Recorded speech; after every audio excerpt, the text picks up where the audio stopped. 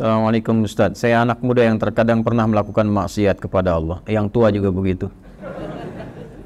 Lalu bertobat lagi, maksiat lagi, berbuat lagi. Bagaimana caranya Ustaz agar tobat yang ana lakukan menjadi tobatan yang nasuha? Mohon bimbingannya. Quran surah keempat ayat 17. Bismillahirrahmanirrahim. Innamat taubatu 'ala Allahi lilladzina ya'maluna as-su'a bijahalatin thumma yatubuna min qarib. Faulaika yatubullahu 'alaihim wa kana Allahu 'aliman hakima. Kalau tobat mau benar itu, pertama ketika menyadari ada perbuatan salah, seketika bertobat. Saya ulang ya. Ketika menyadari ada perbuatan salah, seketika apa? Bertobat. Karena kesadaran tentang kesalahan itu bagian dari kasih sayang Allah yang mengantarkan seorang hamba pelaku maksiat untuk bertobat. Jadi sadar itu pengantar tobat. Pahami itu dulu ya. Pahami. Dan biasanya saking sayangnya Allah, orang yang pertama kali melakukan salah itu langsung diberikan getaran pada jiwanya untuk merasakan kesalahan itu dan menilai bahwa itu salah. Nah, itu pengantar tobat. Kalau sedang ada itu cepat ambil, karena tandanya Allah masih sayang. Yang bahaya itu kalau melakukan salah nggak ada tanda itu bahaya. Tapi berdasar perjalanan waktu, kasih Allah itu masih ada. Keadilan Allah menjadikan sebelum dia wafat, ya, sebelum nyawanya sampai di kerongkongan, akan ada selalu hidayah Allah itu sampai. Itu pertanda kedua. Jadi pertama dalam diri kita, kedua dari luar. Tiba-tiba dengar ceramah misalnya tentang taubat, kok bisa Anda dengar itu? Nah, itu pertanda kedua. Kalau mendengar yang demikian, cepat ambil.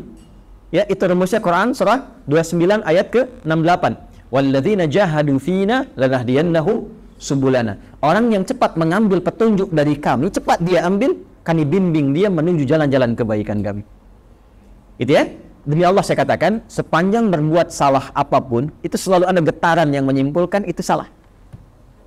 Ya, bahkan ada pencegahan dulu. Nggak percaya begini ya, nggak percaya. Keluar dari sini pulang, nanti coba aja deh, pakai sendal orang lain. Tapi jangan diteruskan, coba aja.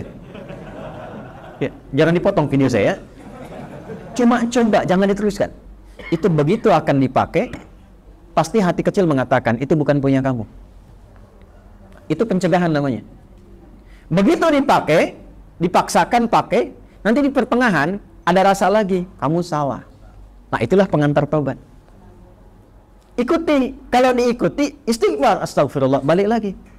Dikembalikan pakai pada yang kita miliki. Itulah taubat. Ya, jadi itu rumus pertama. Kalau sudah ada rumus pertama itu istighfari dulu, sesali, dan minta petunjuk kepada Allah untuk dikuatkan bertahan dalam jalan taubat itu. Tinggal nanti kadar maksiatnya apakah dia ringan, tengah-tengah, atau kadar maksiat berat. Kadar maksiat berat itu yang sudah jadi kebiasaan. Biasanya pada yang terakhir ini, mohon maaf, tidak seketika biasanya. Kecuali ada kejadian besar yang membuat dia bisa meninggalkan itu sama sekali. Ibunya di selang nafas yang terakhirnya. Nah, ibu sering mengingatkan kamu dalam keadaan sehat. Sekarang menjelang kematian pun yang ibu rasakan, ibu ingatkan lagi. Apakah dalam keadaan ibu yang sudah sekarat ini mengingatkan kamu belum mau tobat juga? Maka dengan keadaan apa lagi mesti ibu ingatkan engkau? Bisa. Atau ibunya sudah meninggal, mengeluarkan wasiat, tulisan.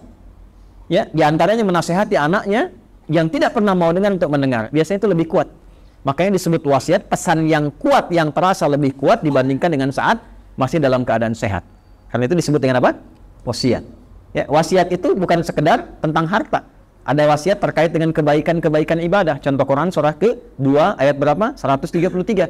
Wasiat Nabi, ya, siapa? Yakub alaihi salam kepada anak-anaknya. Ya.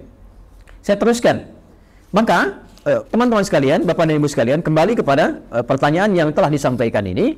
Kalau Anda kebiasaannya yang berat, misal sudah tobat, dilakukan lagi, tapi biasanya kalau sudah tobat kadarnya lebih ringan, maka rumusnya apa? Tobat lagi, terus tobat lagi, terus tobat lagi, sampai berusaha kita maksimal hilang kebiasaan itu, atau wafat kita dalam keadaan sedang berusaha tobat atau sedang tobat. Maka itu punya nilai di hadapan Allah Subhanahu wa taala. Yang terakhir, ini yang lebih kuat, rasakan saat akan terdorong berbuat maksiat itu lagi seketika diwafatkan oleh Allah Subhanahu wa taala. Itu yang paling kuat. Misal sudah tobat, pengen maksiat lagi, rasakan saat maksiat itu wafat.